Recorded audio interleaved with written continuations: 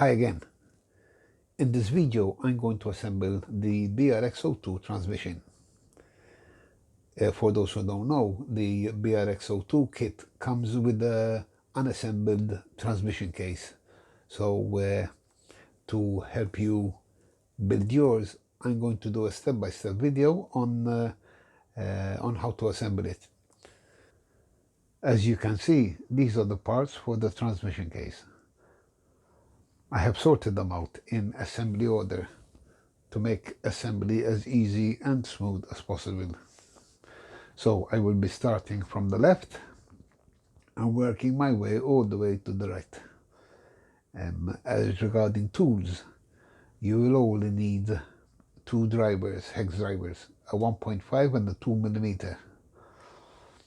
So let's start with the left side. Before I start, I'd like to point a couple of things out.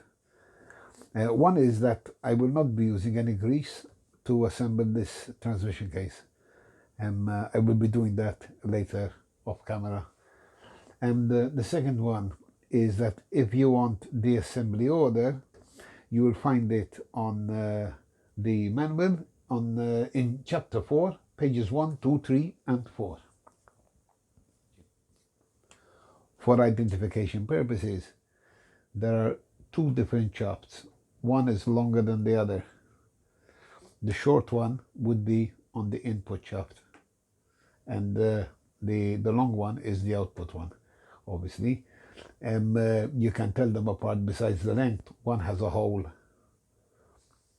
at the end, and the output shaft has holes on the side at one end. As for the gears, there's three different types of gears. There is 112T, 115T, and 220T gears.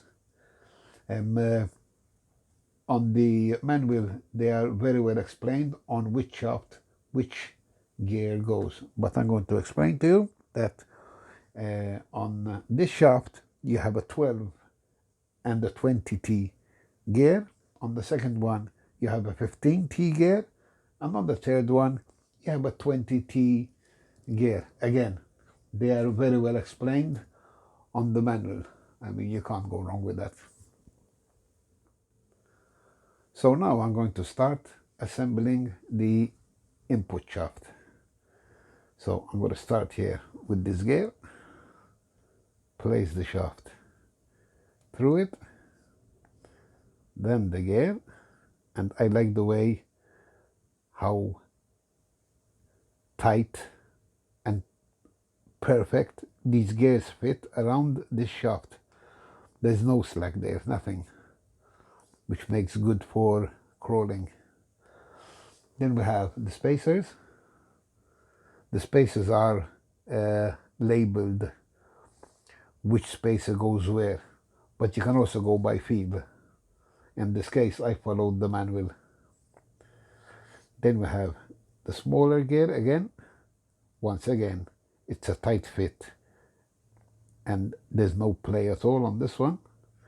Then you have three more spacers, or shims, some people like to call them.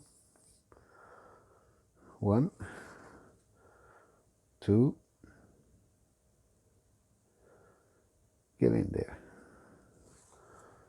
and 3. And last but not least, we have another bearing. Chances are I'll need to remove this bearing to be able to fit the next shaft in. But for the time being, I'm going to leave it like this, assembled. That's the first one. Now for the second one. This is the spare gear. It's plastic, very strong plastic. Its mounting bracket, it fits in there tight. Next, we need these 4 screws to go in there to hold them together. So you will need a 1.5mm hex driver and screw these in.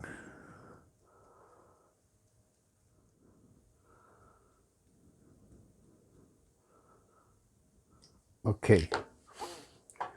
Next, we have a bearing that fits around here. This would be this very different size bearing from all the others. The others are all the same, so you can't go wrong with this. It fits there, and this will eventually fit tight inside there, like so. Okay, but now we need to insert this shaft in there. This is a flat shaped shaft, and it has the appropriate socket at the end, all the way in there. So let me align this together like this. It's a bit fiddly. Okay, we're in there. This screw will go in the middle. Now we need a 2mm. Hang on a minute. There we are. Oop. No, sorry, a 1mm, 1.5. I thought it was bigger because it's a bigger screw. But anyway, we're there. Okay, so now we have the input shaft ready. Okay, so that's step one there. So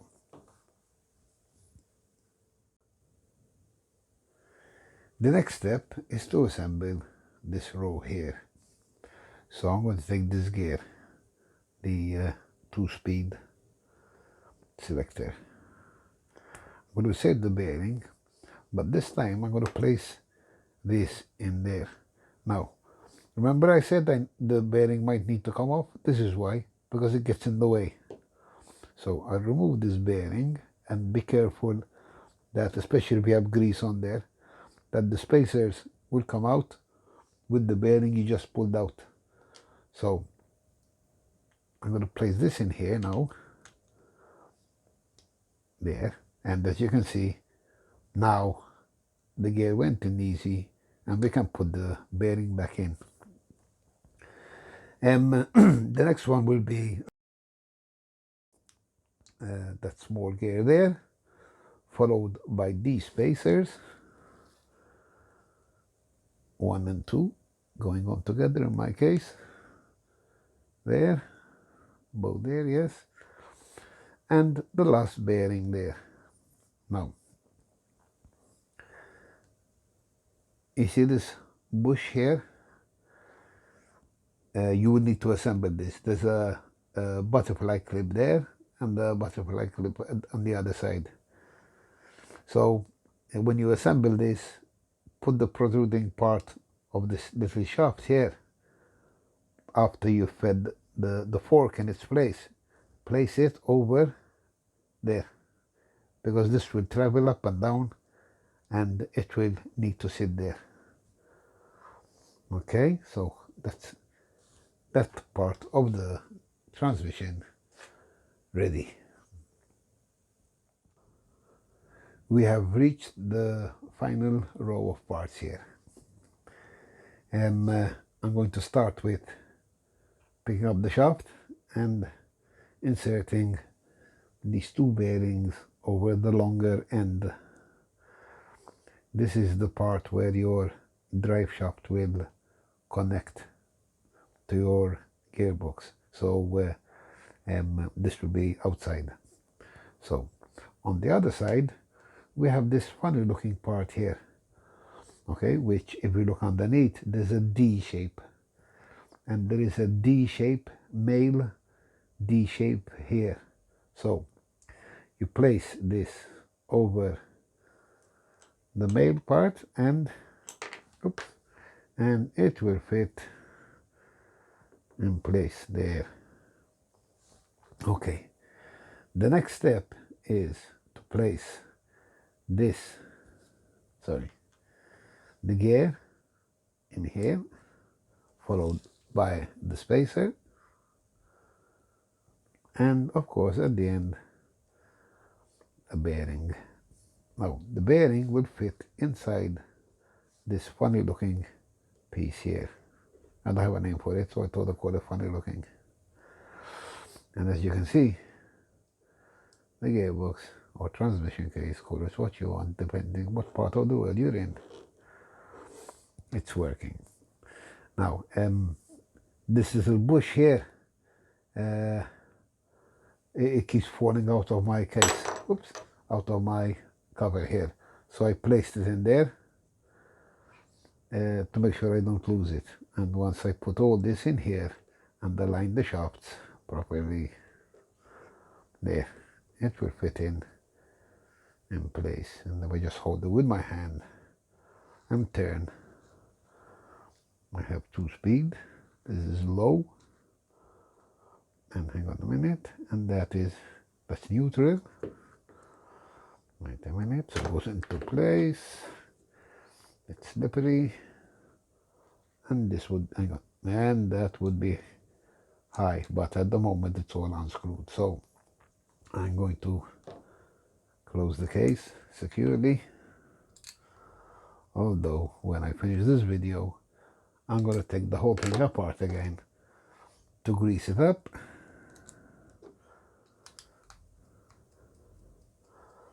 If you notice, I'm just